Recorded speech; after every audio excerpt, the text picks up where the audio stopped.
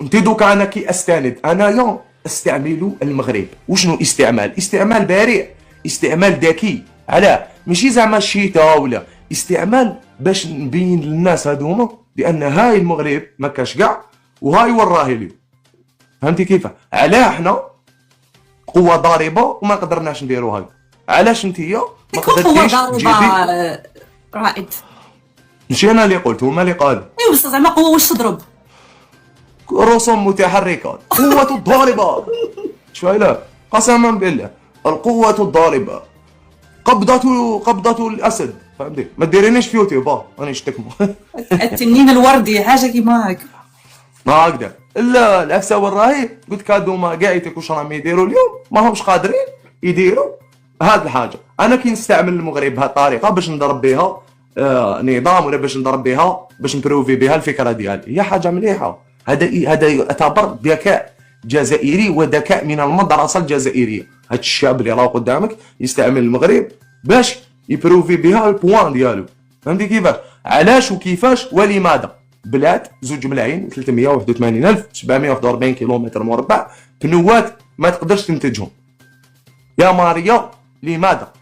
فهمتي كيفاش؟ انت كي نهضر لك انا كاين واحد الوزين ديك خرجتو في بدايه مطلع العام اللي فات، تبون راح دشن واحد الوزين تاع شرائح الكترونيه. دشن شرائح يا صبري تيوريكمون كاين لا تيوري وكاين لا براتيك. توجور كي يهضروا كاين تدشين تيوري وكاين تدشين براتيك.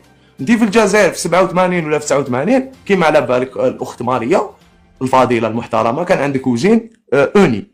وزين اوني هذاك كان يخدم شرائح الكترونيه بايادي جزائريه. نورمالمون من الثمانينات الى يومنا هذا تكون عندك دوله رائده في صناعه شرائح الالكترونيه، يا لو كان افريقيا ولا عربيا. للاسف فهمتي الجزائر رائد بالك شرائح اللحم ولا لا شرائح الكترونيه هذه حقيقه كانوا ينتجوها في 87. علاش قلت لك حنا الباسي تاعنا خير من الحاضر وخير من الفيتور. حنا عليها نقعدوا نهضروا غير بكري كنا فهمتي الباسي خير من الفيتور. دوك هاد العفسه والراي كي تجي تشوفي انت الشرائح الالكترونيه نورمالمون تكون هربت فيهم. انت حنا اليوم تبون راه دشن لوزين هذاك الشريحه الالكترونيه فيها كود بار هذاك كي تشوفيه تلقاها مخدومه في فلاشين هذيك اللي داروها بيبليسيتي، ومن بعد واش تشوفي غير تيوري غير البراتيك. ما كاش البراتيك كاين غير في البيسي. كيفاش انتيا فوالا نحكم انا هاد السوجي وندير به حاجه ونجيب المغرب ونستعملها. استعمل المغرب علاه؟ لان المغرب الدوله اللي هوك العدو الكلاسيكي تنتج 4 ملايين شريحه الكترونيه كل يوم. عاود الرقم 4 ملايين شريحه الكترونيه كل يوم. عندهم واحد المصنع صح. دوك هاد الحاجه لا تنفي بان المغرب عنده مشاكل. تبون على باله زعما ولا ما على بالاش؟ ما على بالي انا ما نهضرش معاه، انا ما نحبوش. معلومات عامه هذه يقدر اي واحد يتاكد منها. في يوتيوب تلقاوها اكتبوا شرائح الكترونيه المغرب قريب قلت اكتبوا سمعتي 4 ملايين كذا اكتب بها تشوفي دوك تخرج لك في يوتيوب روبورتاج. كمل. هادوما هدايا تعني استعمال ذكي للمغرب اللي ضرب حاجه واسمها نظام، واللي ضرب حاجه واسمها بوصبع، واللي ضرب حاجه واسمها الناس اللي تضل تشيت ودايره في بالها بان الجزائر اليوم راهي بالند مع فرنسا بار اكزومبل. يو لاقي نجيبوكم معاه، يو لاقي تحيا الدوله تحيا السيش. فهمتي كيفاش؟ هذوك الناس كاين ناس للاسف هم دايرين في بالهم بانك انت اليوم راك توقف الند بالند مع فرنسا. فهمتي؟ هذه الحاجه كي تقول لهم هذه الامثله البسيطه انا لقيتها ماشي غير هاك. بلغت قيمه الصادرات الاجهزه الالكترونيه وحوالي 700 الى 800 مليون دولار. ما كذبتش تما. يعني يحتل المغرب مرتبه متقدمه ضمن العشرين الاوائل عالميا في بعض تصنيفات تصدير اجزاء الاشباه الموصلات المحدده بشرائح الالكترونيه. ما كذبتش. ديريها في يوتيوب تخرج لك في يوتيوب اللوزين كيفاش يخدم. هاد الحاجه يا ليكيب يا اللي راكم تشوفوا بينا لا تنفي بان المغرب عنده مشاكل، لا تنفي بان المغرب عنده عفايس نيجاتيف ولا الفقر ولا عفايس في بلاده ماشي مليح، ان المغرب ماشي سويسرا. ولكن انا رائد استعمل الكوتي بوزيتيف ونجيبو ونحكمو. ماذا بيا ماشي تطبع للمغرب، ماذا بيا هذاك كوتي بوزيتيف يكون عندي في البلاد. فهم؟ اما هذوك العفايس اللي ماشي مليح في المغرب فالمغربي هو اولى واجدر انه يهضر على مشاكل تاع بلادو اللي تهمه.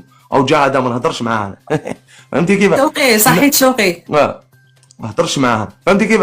ان هذايا هو العفايس اللي ماشي ملاح، هو اولى المغربي انه يهضر عليها في بلاده، هاو يبعث لي لاكريم، فهمتي كيفاش؟ هذه هي الحكايه. انت اليوم للاسف ما راناش قادرين نخرجوا بحاجه اسمها متلازمه مروا، فهمتي كيفاش؟ حنا ماذا بينا ان شاء الله بلو طار نولوا نقدروا نهضروا على بلادنا بلا ما يخونونا، وكنمدوا امثله، فهمتي؟ باللي المغرب هاي كيفاش هاي كيفاش هاي كيفاش، تدوها بالمنطق ان هذا الانسان راهو يستعمل المغرب، الدوله اللي هوك الدوله الشقيقه، باش يبروفي لك ان بوان دو فيو.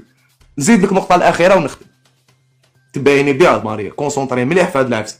أنا معاك. صح 17 مليون سائح، 20 مليون هذا العام اللي فات، هذا كنت نشوف في الاحصائيات. صح نعاودوها، عاودي تشوفيها، عاوديها، كونسونطري معايا مليح مار. 20 مليون سائح، 20 مليون سائح، هما جايين قد هاك شغل هكذا، جايين كونتي من طنجة لقوير، فهمتي كيفاش؟ عندهم من طنجة لقوير.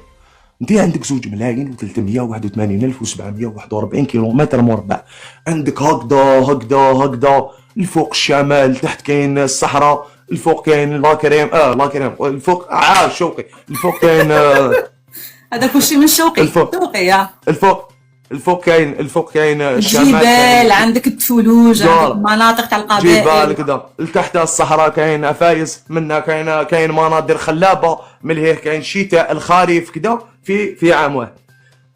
افلام تاع هوليوود، مانين بلاك، غلادياتور، طرواسون واقيل ياك، هادو كاع داروها في المغرب. اكبر افلام هوليوود داروها لكم. انت في بلاد، علاه انت ما قدرناش حنا نستغلوا المناظر هذيك السياحيه وبلادنا ونسوقوا البلاد تاعنا بهذا المنطق؟ علاه ما قدرناش ندير؟ ما الذي يمنع الجزائر انها ثاني هي تستقطب 10 ملايين سائح ولا 30 مليون سائح؟ اذا المغرب قد هاك وتستقبل 20 مليون سائح، حنا نورمالمون بالمساحه تاع بلادنا نستقبلوا كاش 100 مليون سائح في العام، فهمتي كيفاش؟ نورمالمون هكذا. علاش هما يسوقوا لبلادهم في الافلام تاع هوليوود؟ يجيبوا، انا نقول لك شوفي، جون ويك، طرواسون، غلادياتور، مانين بلاك، زيدوا كتبوا خاوتي اللي راكم هنا المغاربه اللي هنايا يكتبوا واش مليفين. عندك جيسون بورن، كي يمدوا بلادهم يمدوا امثله شابه. حنا وانا نطرح لك ليك انت وجاوبين، ما الذي يمنع الجزائر انها تكون وجهه سياحيه؟ علاش الناس اليوم شايدين البلاد ما همش قادرين يديروا كيما داروا هذوما اللي هوك، فهمتي؟ ويسقموا لنا البلاد باش تولي تستقطب السياح.